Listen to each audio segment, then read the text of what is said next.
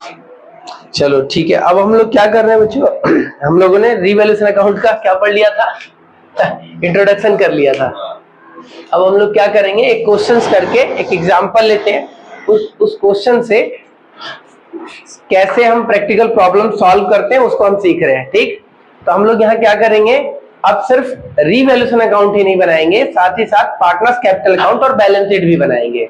ठीक है, तो चलिए, मेरे पास टीएस अग्रवाल सर की बुक है, ठीक है, और 2026 का जो एडिशन है उसका क्वेश्चन नंबर कौन सा है, 45, यानी 2026 के एडिशन का क्वेश्चन है question number 45, illustration number 45, page number आपका 4.40, ठीक है, 4.40। तो आप वो देख लीजिएगा, बाकी जो अदर एडिशन होंगे उसमें एक दो क्वेश्चन इधर उधर हो सकता है। स्वदेश स्वराज ऐसे करके दो पार्टनर है, संभव एडमिट होता है नया पार्टनर, तो देख लीजिएगा। और ये इस क्वेश्चन को मैं इसका फोटो इसी वीडियो में ऐड कर दूंगा, तो आप वहां से चेक कर लीजिएगा। ठीक है, तो चलिए अब हम क्या करते हैं, हमसे बोला गया है कि क्वेश्चन नंबर है हमारा इलस्ट्रेशन नंबर 45, ठीक है, और उसमें बोला गया है, पहले मैं क्वेश्चन आपके साथ रीड कर देता हूं, देखो मेरे पास बुक पड़ा हुआ है। क्या है, स्वदेश स्वराज वर पार्टनर शेयरिंग प्रॉफिट इक्वली, यानी स्वदेश और स्वराज दो पार्टनर है, बराबर बराबर पार्टनर है, मतलब बराबर के हिस्सेदार है, इक्वल पार्टनर है। और बैलेंस शीट आपको दिया गया है, बैलेंस शीट में आपको लायबिलिटी एसेट्स दोनों साइड दे रखा है, डिटेल दे रखी है, ठीक है। फिर आपको साथ में एडजस्टमेंट में बोला गया कि Sambhav is admitted as a partner, यानी संभव एक नया पार्टनर है जो 1 अप्रैल को एडमिट हो रहा है फर्म के अंदर, और जब वो 1 अप्रैल को एडमिट होता है तो 9 एडजस्टमेंट आपको क्वेश्चन में दी गई है, 1 से लेकर 9 एडजस्टमेंट, और फिर लास्ट में आपसे बोला गया है कि आप जनरल एंट्री पास करिए और इसका रीवैल्यूएशन अकाउंट और बैलेंस शीट ऑफ नई फर्म, न्यू फर्म का बैलेंस शीट बनाइए। ठीक है, बहुत सिंपल क्वेश्चन है। आपसे बोला गया स्वदेश स्वराज दो पार्टनर है और उनका प्रॉफिट शेयरिंग रेशियो इक्वल है, और आपको उसकी बैलेंस शीट दी गई है, बैलेंस शीट में लायबिलिटी की डिटेल है और एसेट्स में एसेट्स की डिटेल है। उसके बाद संभव नाम का क्या होता है, एक नया पार्टनर एडमिट होता है फर्म के अंदर, उसके आने के बाद 9 एडजस्टमेंट करनी है जो क्वेश्चन में दी गई है। आपसे बोला गया जनरल एंट्री पास करिए, रीवैल्यूएशन अकाउंट बनाइए और नए पार्टनर के आने के बाद नई फर्म की क्या बनाइए, बैलेंस शीट बनाइए।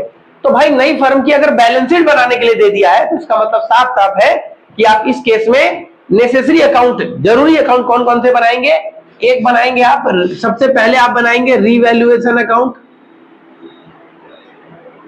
ठीक है, दूसरा आप बनाएंगे पार्टनर्स कैपिटल अकाउंट,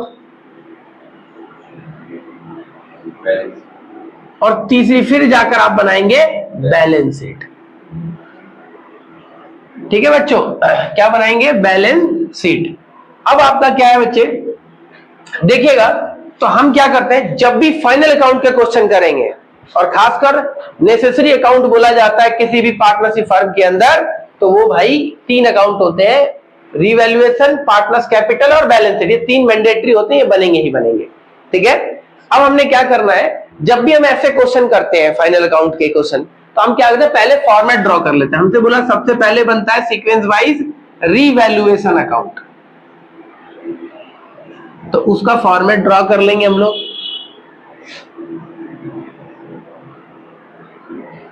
फिर उसके बाद पार्टनर्स कैपिटल अकाउंट,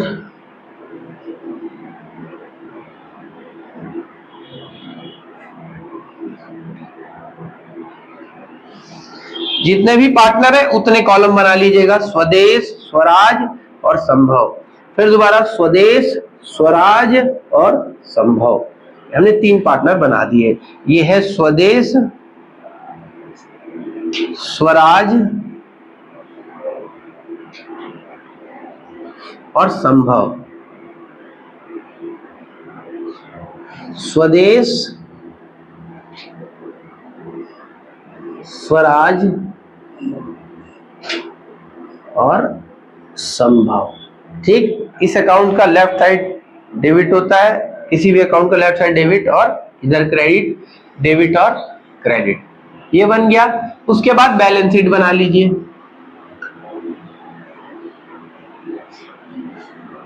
जब आप बैलेंस शीट बनाएंगे देखिए कैसे करना है। बैलेंस शीट में राइट साइड एसेट्स होता है, लेफ्ट साइड लायबिलिटी होती है।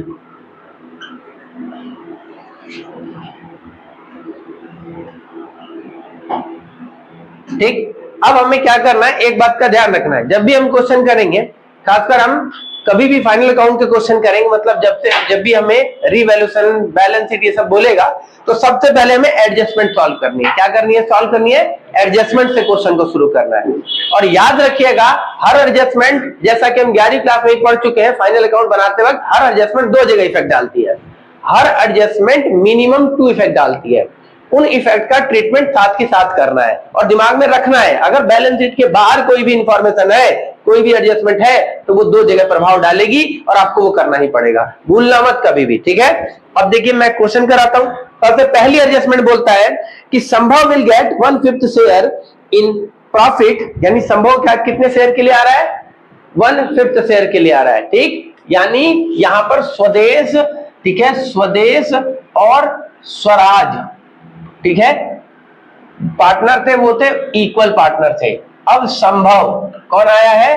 संभव, वो कितने के लिए आया? 1/5 शेयर के लिए आया है, 1/5 शेयर के लिए आया है। ठीक है, ये बता दिया फर्म। उसके बाद बोलता है कि and he will bring 20,000 as his capital. नया पार्टनर अपने हिस्से कैपिटल कितना लेकर आ रहा है? 20,000 रुपए। यानी ये संभव अपने हिस्से कैपिटल 20,000 लेकर आए। जब भी कोई पार्टनर कैपिटल लाता है तो पार्टनर कैपिटल अकाउंट क्रेडिट होता है, क्योंकि कैपिटल बढ़ती है और कैपिटल का बढ़ना क्रेडिट होता है। इसलिए हम क्या करेंगे, यहां एक लाइन पार्टनर्स कैपिटल अकाउंट में एक लाइन छोड़कर, क्योंकि यहां ओपनिंग, ये जो दो पार्टनर है इनकी ओपनिंग कैपिटल आएगी, इसलिए हम क्या करते हैं, एक लाइन छोड़कर यहां लिखते हैं वो कैश में लाया है तो बाई कैश अकाउंट लिख देंगे, और इसके खाते में ये कितने रुपए लाया है? 20,000, तो 20,000 रुपए लिख देंगे संभव के खाते में, नए पार्टनर के खाते में। ठीक है, फिर हो गया। उसके बाद बोलता है and 5,000 as his share of goodwill, यानी नया पार्टनर अपने हिस्से की गुडविल का पैसा कितना लेकर आ रहा है? 5,000 रुपए लेकर आ रहा है। तो ये जो नया पार्टनर अपने हिस्से गुडविल का पैसा लाता है, वो पैसा सैक्रिफाइसिंग पार्टनर के खाते में ट्रांसफर होता है। ठीक है, तो सैक्रिफाइसिंग पार्टनर्स की कैपिटल जो होती है वो क्या होती है? क्रेडिट होती है। इसलिए क्या होगा, जो गुडविल का पैसा भी लाएगा तो उसे भी ऐसे दिखाएंगे, बाई नगद में लाया, इसलिए लिख देंगे हम लोग प्रीमियम फॉर गुडविल अकाउंट। कितने? 5,000 रुपए लाया है, तो सैक्रिफाइसिंग रेशियो में सैक्रिफाइसिंग पार्टनर बांटेंगे। तो मैंने ये सारे कॉन्सेप्ट क्लियर करा चुका हूं ट्रीटमेंट ऑफ गुडविल वाले में। अगर कोई पार्टनर 1/5 शेयर के लिए आ रहा है और आपसे नया पार्टनर बताया नहीं कि किससे कितना ले रहा है, तो ये जो पुराना रेशियो होता है, ये जो ओल्ड रेशियो है, यही क्या होता है? सैक्रिफाइसिंग रेशियो होगा, केवल इस केस में। समझ आ रहा है? जब किसी पार्टनर की, पुराने पार्टनर डिटेल करके वो इतने इतने बांटते हैं और नया पार्टनर इतने शेयर के लिए आ रहा है, और जो नया पार्टनर इतने शेयर के लिए आ रहा है तो वो किससे कितना कितना ले रहा है, अगर इस बात की जानकारी नहीं दी गई होगी, इंफॉर्मेशन नहीं होगी, तो इस केस में क्या होगा? इसमें ओल्ड रेशियो ही सैक्रिफाइसिंग रेशियो होगा। ठीक, तो ये दोनों सैक्रिफाइस करेंगे और ओल्ड रेशियो इक्वल है, तो यहाँ सैक्रिफाइसिंग रेशियो भी इक्वल होगा। 5,000 रुपए नया पार्टनर लाया है, तो 5 को बराबर बराबर बांटेंगे तो कितना आ जाएगा? 2,500 2,500 दोनों का आ जाएगा। ठीक है, तो ये एडजस्टमेंट थी। अब देखिए ये एडजस्टमेंट थी, ये कैश लाया 20,000, ये लाया 5,000 रुपए गुडविल का, तो इसका दूसरा इफेक्ट, ये तो एक इफेक्ट हुआ, दूसरा इफेक्ट कैश पे पड़ेगा। कैश में 20,000 रुपए आपके पास कैपिटल का आ जाएगा और 5,000 रुपए किसका आ जाएगा? गुडविल का आ जाएगा। दो इफेक्ट हो गया, एक इफेक्ट यहां पर, एक इफेक्ट यहां पर हो गया। क्लियर हो रही है बात? आगे बढ़ते हैं दूसरी एडजस्टमेंट पे। बोलता है गुडविल ब्रोट बाय संभव विल बी विड्रॉन बाय स्वदेश एंड स्वराज, यानी कि संभव के द्वारा, नए पार्टनर के द्वारा कोई भी गुडविल का पैसा लाया गया है तो उस पैसे को स्वदेश और स्वराज क्या कर रहे हैं, कि क्या कर रहे हैं? पूरा पूरा निकाल ले रहे हैं। ठीक है, तो जब भी कोई पार्टनर गुडविल का पैसा निकालता है तो उनकी कैपिटल डेबिट होती है, क्योंकि कैपिटल घटती है। तो यहां लिख देंगे डेबिट होती है, टू कैश करके लिख देंगे कैश अकाउंट, इसका 2,500 था, इसने 2,500 निकाले, इसका 2,500 था, इसने 2,500 निकाल लिया। समझ आ रहा है? समझ आ रहा है? कितना इसका 2,500 था, 2,500 इसने निकाल लिया। तो एक ही एडजस्टमेंट तो ये हुआ। दूसरा इफेक्ट, जब निकाल लेगा कैश तो कैश क्या हो जाएगा? घट जाएगा। दूसरा इफेक्ट यहां हो गया। क्लियर हो रही है बात? फिर आगे बढ़ते हैं, बोलता है तीसरा, प्रोविजन फॉर डाउटफुल डेब्ट should be brought up to 5% on debtors, यानी प्रोविजन फॉर डाउटफुल डेब्ट, डाउट जो है मतलब प्रोविजन फॉर डाउटफुल डेब्ट जो है उसे बढ़ाकर 5% कर दिया गया है। ठीक है, तो बैलेंस शीट में चेक करिए डेटर कितने के हैं। भाई प्रोविजन का मतलब क्या होता है, यानी संदिग्ध डेटर है, उनसे हो सकता है पैसा मिले ना, तो डेटर चेक करिए कितने के हैं डेटर। डेटर है आपके 20,000 रुपए के। अब 20,000 का प्रोविजन फॉर डाउटफुल डेब्ट कितना, 5%, कितना बनता है 1,000। 20,000 का 5% कितना होता है 1,000 होता है। ठीक है, तो 20,000 में से 1,000 घटा देंगे, कितना बचेगा 19,000 इधर आ जाएगा। अब दूसरा इफेक्ट इसका क्या होगा कि प्रोविजन बनाने से हमारे क्या होते हैं, प्रॉफिट घटते हैं, क्योंकि प्रॉफिट में से ही प्रोविजन बनाया जाता है, इसलिए प्रॉफिट घट रहा है। तो मैंने बताया था इधर जितना भी प्रॉफिट घटेगा नुकसान सारा इधर होगा। तो लिखेंगे प्रोविजन फॉर डाउटफुल डेब्ट, आपने 1,000 बनाना था। देखो क्या क्वेश्चन के अंदर ऑलरेडी कोई प्रोविजन बना हुआ है, तो आप देखेंगे वहां 500 रुपए पहले ही बना हुआ है। तो 500 रुपए पहले के प्रोविजन बने हुए, इसलिए 500 नहीं बनाने, सिर्फ 500 और बनाने हैं, क्योंकि हमें प्रोविजन कुल 1,000 रुपए करना है। पहले हमने ऑलरेडी 500 बना रखा है, इसलिए इस बार कितना प्रोविजन और बनाएंगे, 500 ही और बनाएंगे। एडजस्टमेंट समझ आ रही है, क्लियर हो रहा है। आगे बढ़ते हैं, फिर आपसे बोलता है चौथा एडजस्टमेंट है, machinery be reduced by 2,000 and furniture by 12.5%, यानी मशीनरी और फर्नीचर की वैल्यू घट रही है। अब मशीनरी कितने से घट रही है 2,000 से। जब मशीनरी की वैल्यू घटती है तो नुकसान होता है, नुकसान हमेशा डेबिट साइड लिखते हैं, पहले आपको सिखाया गया है। मशीनरी 2,000 से कम हो रही है, 2,000 यहां दिखा देंगे। दूसरा इफेक्ट, बैलेंस शीट में जाके देखिए मशीनरी कितने रुपए की है,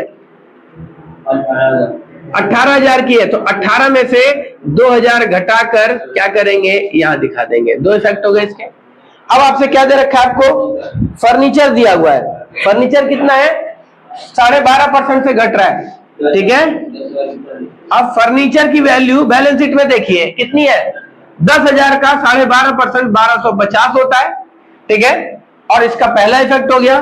दूसरा आप क्या करेंगे, 10,000 में से 1,250 घटा देंगे तो 8,750 रुपए इधर आ जाएगा। क्लियर हो रहा है। ठीक है, दो इफेक्ट हो गए। आगे बढ़ते हैं, स्टॉक भी वैल्यूड एट 23,000, स्टॉक का वैल्यूएशन हुआ और वो 23,000 हो गया। बैलेंस शीट में चेक करिए स्टॉक था कितने का, 20,000 का था, 20 से कितना हो गया है 23,000 हो गया, तो मतलब बढ़ गया है, फायदा है। तो स्टॉक का बढ़ना फायदेमंद हुआ, तो 3,000 रुपए फायदा, तो इधर दिखा देंगे।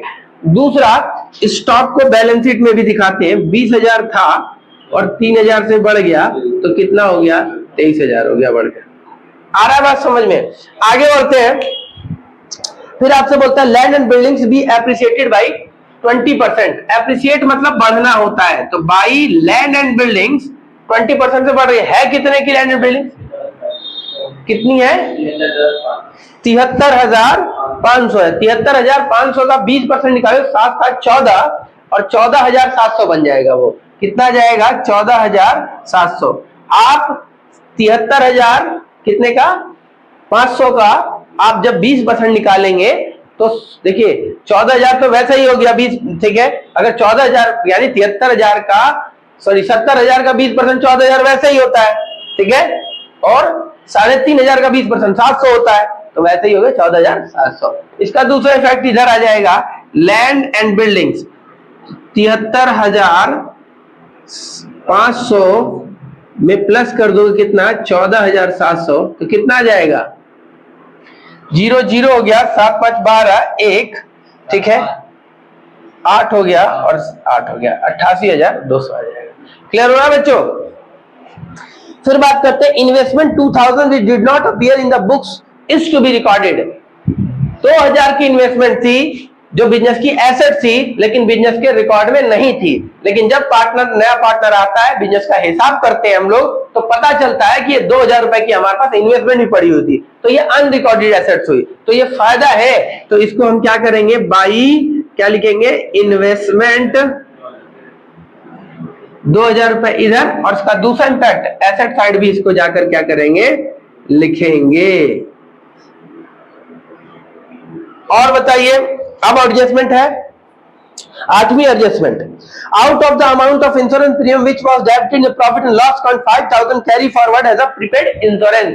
यानी हमने इस साल जो क्या किया, इंश्योरेंस का जो खर्चा किया और जो हमने प्रॉफिट एंड लॉस अकाउंट में दिखाया, उसमें 5000 रुपए ऐसे शामिल है उस खर्चों में जो कि अगले वर्ष के हैं, अगले अकाउंटिंग पीरियड के हैं, इस अकाउंटिंग पीरियड के नहीं है। मतलब प्रीपेड एक्सपेंस, एडवांस में खर्चा हो रहा है। तो कोई भी प्रीपेड एक्सपेंस आपकी एसेट्स होती है।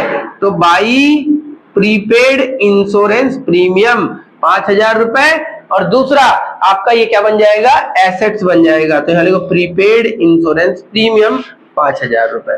ठीक है, आगे बढ़िए। अब आगे क्या दे रखा है आप लोगों को, आगे दे रखा है a bill for 5000 for electricity was not recorded. मतलब यानी एक बिल था जिसका पेमेंट करना था हमें कितने रुपए, 5000 रुपए, जो कि रिकॉर्ड नहीं है। यानी कर्जा हुआ ना आपका, यानी आपको कोई खर्चा किसी की पेमेंट करनी थी बिल की, लेकिन आपने रिकॉर्ड ही नहीं कर रखी, तो आपको रिकॉर्ड करना पड़ेगा। तो लायबिलिटी बढ़ रही है, अनरिकॉर्डेड लायबिलिटी है।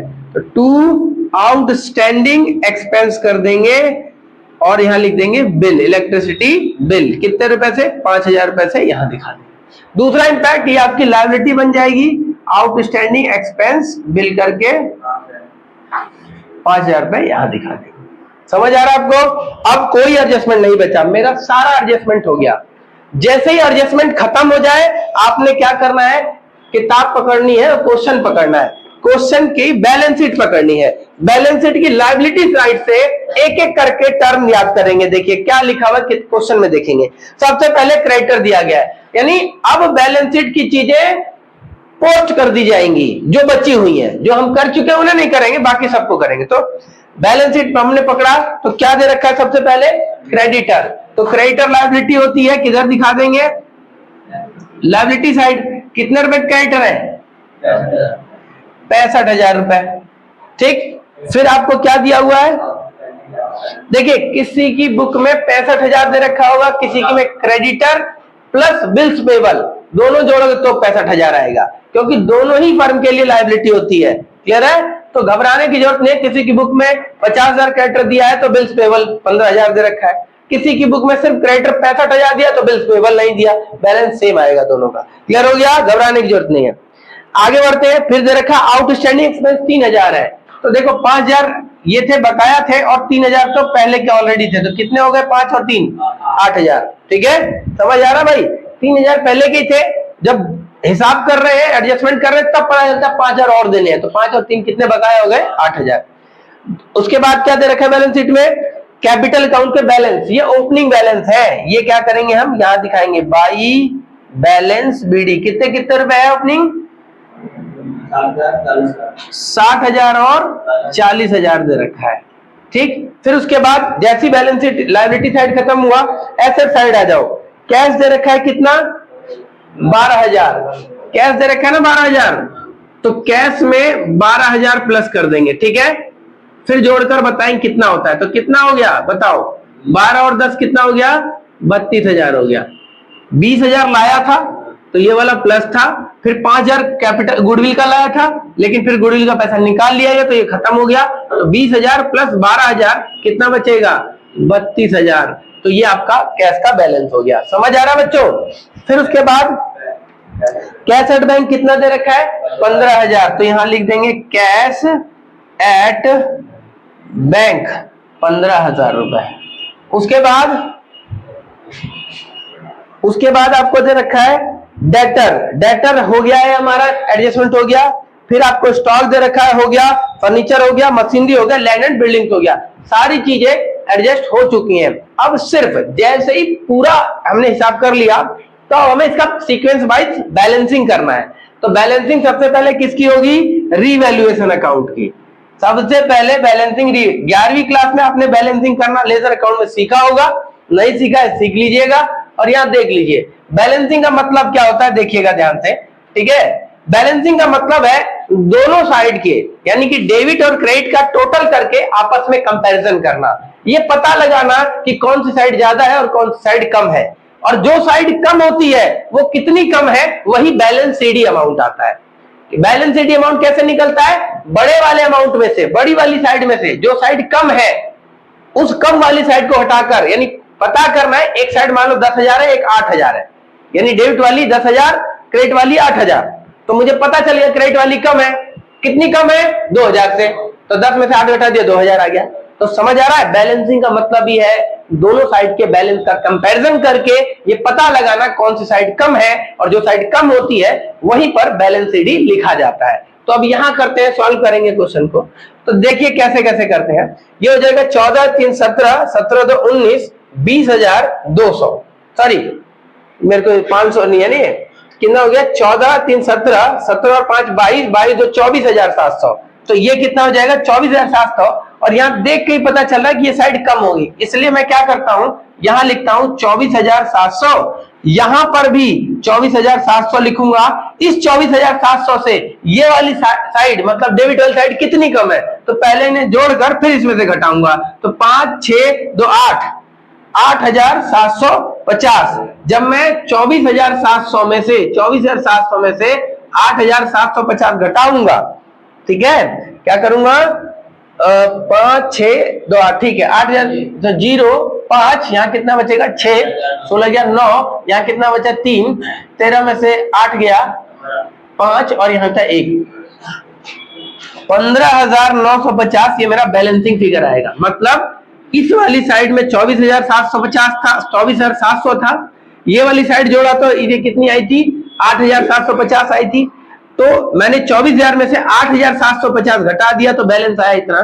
तो ये जो बैलेंस सीडी आता है, ये पैसा वो है जो कौन बांटेगा? ओल्ड पार्टनर ओल्ड रेशियो में बांटेंगे, ठीक है। तो ये प्रॉफिट हुआ, to profit transfer to partners capital account, ठीक।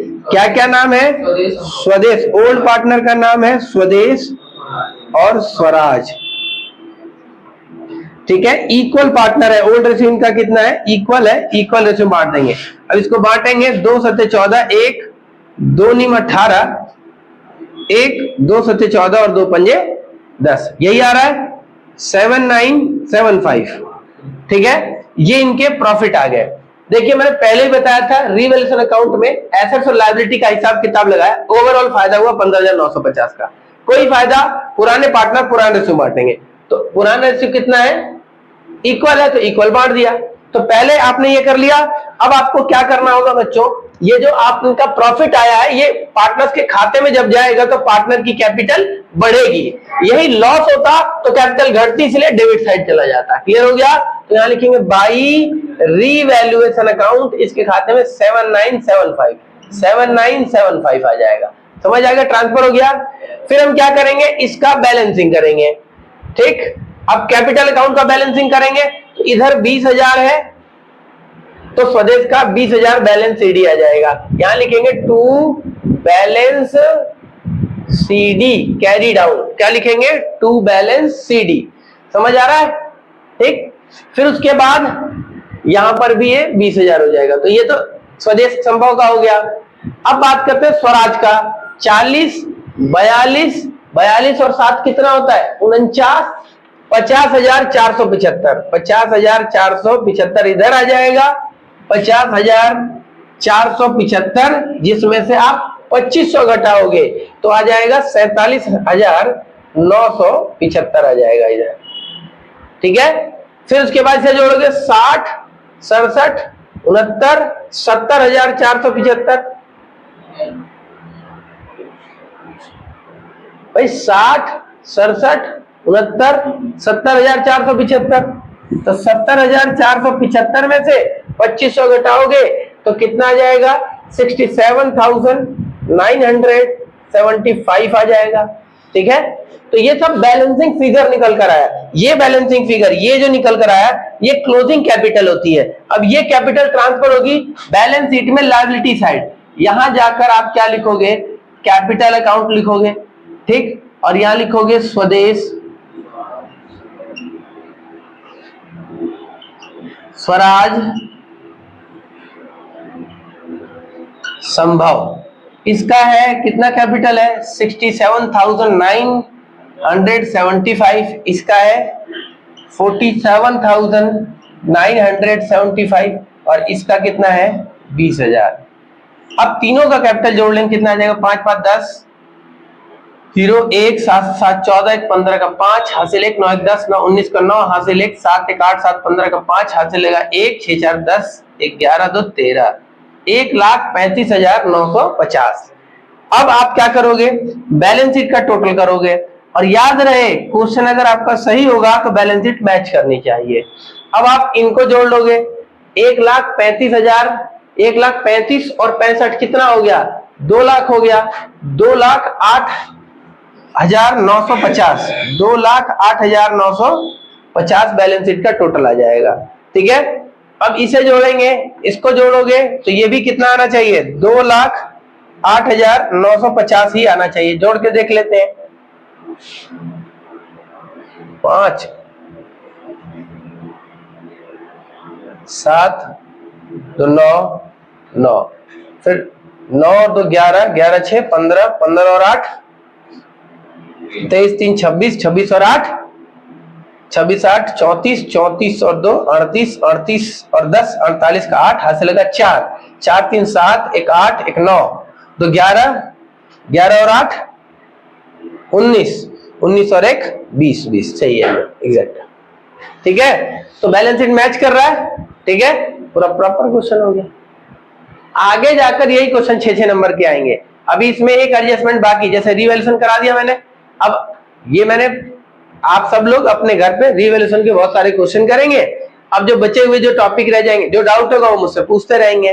ठीक है अब मैं अगली क्लास में अगला टॉपिक सिखाऊंगा रिवैल्यू वो कौन सा ट्रीटमेंट है treatment of accumulated profit loss reserve यानी ऐसे कोई भी लाभ या हानियां जो पहले की हैं जिन्हें बांटा नहीं गया है।